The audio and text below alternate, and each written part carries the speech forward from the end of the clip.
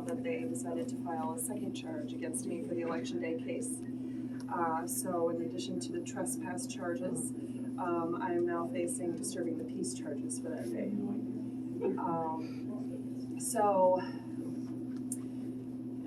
At any rate, we came fully prepared today. We have lots of witnesses that are subpoenaed. They subpoenaed witnesses to be here. We have lots of exhibits ready to go. Interestingly enough, the prosecution said in discovery a few days ago that they don't intend to introduce any evidence, any exhibits against me, just have witness testimony. We have a bunch of exhibits ready. We have obviously good stuff put together for closing arguments or opening statements. We're ready for jury selection questions, you name it. And the hearing on Friday was a little interesting as well because I was essentially told that I wasn't going to be allowed any of my defenses. So we've been working very diligently on how to get in those, what the law says, into the trial, because it should be all about what the law says. So we typically in any trial I've been a part of, I've been a trial attorney in 2 different states and a bunch of other jurisdictions. Within a few days before trial, they will typically tell, they'll narrow it down maybe a week before trial and say, okay, the top 2 or 3, you need to be prepared, have your witnesses ready to go to trial. And then, a day or 2 before trial, they let you know, okay, you're number 1, your case is going, or you're number 2 and case number 1 is going to go, so your case will be adjourned. So that all your witnesses don't take time off of work or whatever else that they need to do to drive all the way to the courtroom. So by yesterday afternoon, we still hadn't heard anything, late yesterday morning. So I emailed the court and asked them to clarify, were we still number 2? Is the number 1 trial still on? Or, should we be prepared because we had witnesses, the prosecution had witnesses subpoenaed? I actually never got an email back. But I eventually got an email back from the prosecutor saying that the number 1 and number 2 and number 3 trials were expected to all be fully prepared and ready to go for this morning. So we got here and they said my trial was being postponed, but I still had to go in for arraignment on the second charge that they filed against me yesterday. So that's what I just went into the courtroom right now for, was arraignment. So I've now pled not guilty to disturbing the peace. Sorry, I gotta take a sip of water. I got it. Of course, I feel terribly guilty that I've caused lots of people to leave work or leave their families or reschedule doctor's appointments or whatever they've done to either come and testify or to come and support. Why would you feel Do not feel guilty. It's your Do fault. not. And we'll be here. Do next not time. feel They come guilty. from Florida. I actually came from Florida. So for those of you who don't know, we sold our house June 30th and had to be out. And that itself is, we're still technically homeless. And we're in the process of moving to Florida because that was always our plan when our 3 older kids were finally out of high school, and they are. So kid number 3 is turning 18 in just a couple months. So we have just kid number 4, who all of you probably know if you've ever seen a video of mine, Emma. And she's ready to rock and roll in Florida and live on the beach. So we're moving to Ormond Beach, Florida. It's not even on my radar right now to take the Florida bar exam. They don't allow you to just waive in as an attorney. So I will eventually, but my main goals right now are to move in and prepare for this trial. But then once this case is done, it's going to be full speed ahead in the fight for freedom for Michigan and for the U.S. So just because I'm physically not here, I was born here. My children were born here. My family remains here. 2 of my older kids will still be here. They're in college. I'm not giving up on Michigan. I'm taking Michigan back for the people. So anybody, Let's hear it. Let's hear it. Yeah. And the corruption. Thank you. Where's MIGOP today? How come they're not here? Yeah. Good question. The rhinos. Yep. So, anyway, so that's, Voted out. so I am gonna physically not be available at as many events to speak at unless you throw me up on a screen somehow or whatnot. I have a really great tech friend in the crowd here who might be able to help me out with that. But I just don't want anybody to think that my fight for Michigan is done because I won't be here. Or that I moved because of this case. It's been our plan for years. I started talking about it in my videos, a year and a half ago. Shoot, have you guys seen my phone? I mean,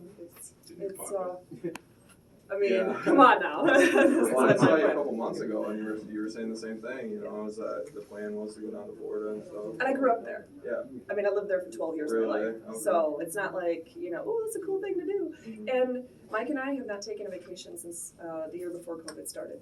So for us, if I'm gonna work every single day in this fight for freedom, which I will continuously do, like last night, another 2 hours of sleep maybe, with a lot of literally working all through the night kind of situations.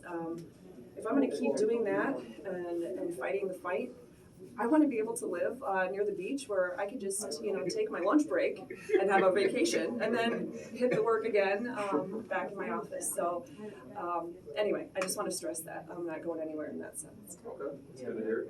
So why do you think that they charged you with a disturbing of peace yesterday, right before the day before your trial was supposed to start, and they waited until this point? Why do you think that is? I think a few reasons. One is sheer arrogance. Another is they might have actually started to read some of the briefs and arguments that I've been submitting. And the fact that, for example, as a licensed attorney, in Michigan, as a licensed attorney in Michigan, I am a public official, regardless of all the other offices I hold or have held here in Michigan. All licensed Michigan attorneys are public officials that, as long as in Michigan, as long as you are serving in that particular role, you cannot be arrested for anything but 3 exceptions, which I believe is felony, treason, and breach of the peace. And funny thing is, I think they finally read that statute because they can't get me on trespass in this case because no matter what all the other pieces are, I was there undeniably in my role as an attorney. I only showed up specifically to speak with the deputies and explain the law, and they knew that. We had been on the phone. So there's that piece, and there's also one of the main cases. They were trying to argue that I don't get to raise any of my defenses, right? I can't show what my intent was or what I believe the law to be, which is still the law. I still believe it because it's true. But they're trying to say that doesn't matter. Well, I've cited previously, and perhaps they finally got around to reading it, that cases are pretty settled in Michigan, that in order for them to get me for trespass, to convict me, they have to prove beyond a reasonable doubt several things, but including that I intentionally remained on property I knew I didn't have the authority to be on. So as long as I had a good faith belief that I had the right to be on that property, even if I was wrong in that belief, they cannot convict me unless, in so being on that property, I used force or violence of breach of the peace. I think they just kind of read the last few words, breach of the peace. There was never any indication or even a suggestion that I was ever violent or, used force. So I think that was also kind of part of their and of course the tactic to just try to beat me down as much as they can and, make me do, jump through more hoops and Make an example of you. make an example. I think she just had fun trying to sign another warrant for me. Actually, there was never an original warrant for me, so I think she just had fun signing a warrant for me. So, there could be a multitude of reasons, but those would be my best guesses. Okay. So where do we go from here? When's your next hearing and stuff? What's coming up in the future with this case? With this case, I clarified with the judge that, normally when you have a charge, you have arraignment. You'll, potentially have any motion hearings, motion to dismiss, that kind of thing, which I guess I can still file in this case. I may very well do that.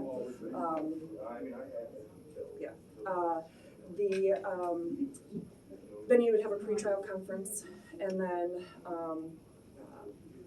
there's some things that are sorted out, issues are narrowed down, that kind of thing.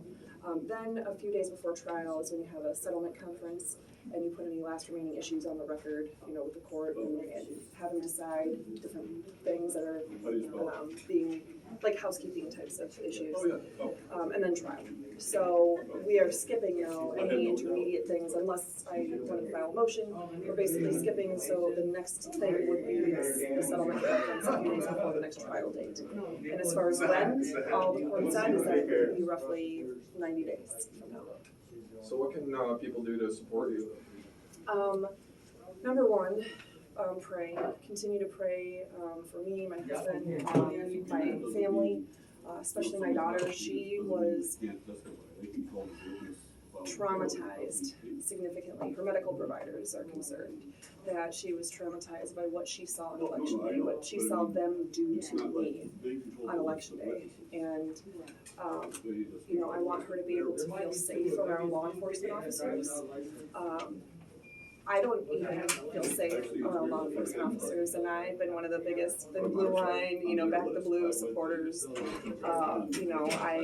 For those who don't know, I was the one who was representing Police Chief Bucola from the city of Lowell when they fired him for supporting the Second Amendment. So I'm not, a member of BLM or a member of, any organization that believes all cops are bad. But I have an inherent fear now when I see law enforcement.